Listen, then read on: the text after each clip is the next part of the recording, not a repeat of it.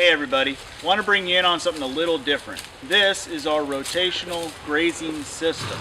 And what we're doing is using portable electric net fences to take our animals through the paths in our woods, and this accomplishes a couple different things. It provides better feed for our animals, allowing them to forage on the things they would naturally want to eat. It allows us to lower our food costs that way while also increasing their health. It also allows us to increase the fertility of the soil on the property, because eventually this will be an area that has swales and food growing systems as a part of it.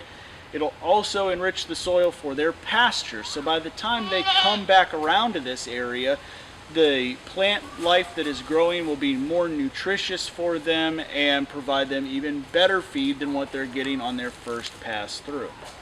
So the way that this kind of works is dependent on what animals are a part of your system. And we're sort of taking some cues off of Mark Shepard's book about regenerative agriculture and learning how to think about where to place our animals in this system. Generally speaking, if you have animals, you understand the concept that if you take a horse out into a field, there is something that the horse would rather eat. Out of everything else in the field, they're going to go to the number one thing they would prefer to eat. That's their first bite. And so generally, just to get the mindset for you, you're trying to put animals in that can get their first bite, that the animal that comes in after that animal, the first one didn't eat the same thing that the second one would want to eat first as well. And you kind of keep working your way through that system. And for us, here's how that is working.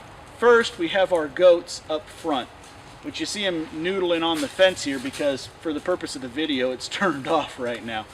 We have the goats come first. They're eating the brambles and the things that the horse is not going to eat. So the goats come through first. They get a couple days to pick through the things that they're willing to eat.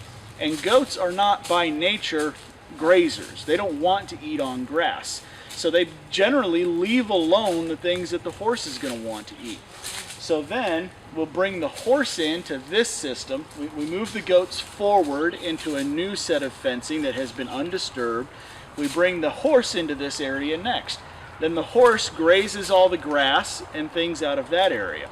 Now, it was our intention to include the pigs as a part of this system between the goats and the horse, but we just can't keep our little tiny American guinea hogs inside of this electric net fencing. So for now, they're in a grow out pen, but eventually we'll bring in the pigs first, let them get some of the larger leaf foliage that they'd like to have, and then we bring in the horse to eat the grass. Once the horse has completed everything that she's trying to eat, we move her out, and then we bring in the poultry. So then we have the chickens and ducks and turkeys. Now, all things considered, we'd like to separate those animals out, but fencing's expensive and it'll have to come in time. So for now, we bring in the poultry last, and that's pretty self-evident. They're going to scratch through the horse manure, till the ground a little bit, loosen some things up, really work the nutrients in, and of course supply their own nutrients and kind of finish that area off before we move them forward.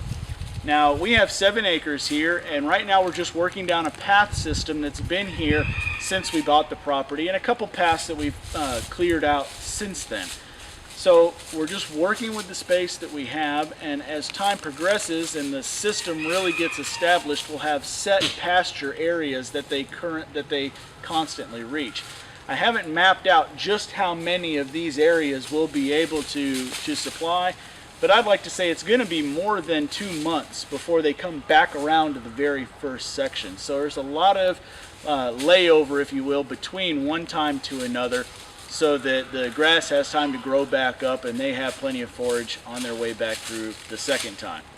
If y'all have any questions about this, leave some comments down in the comment section below.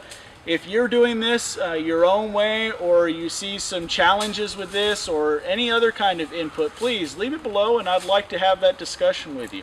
Appreciate you guys so much for watching. We'll see you next time.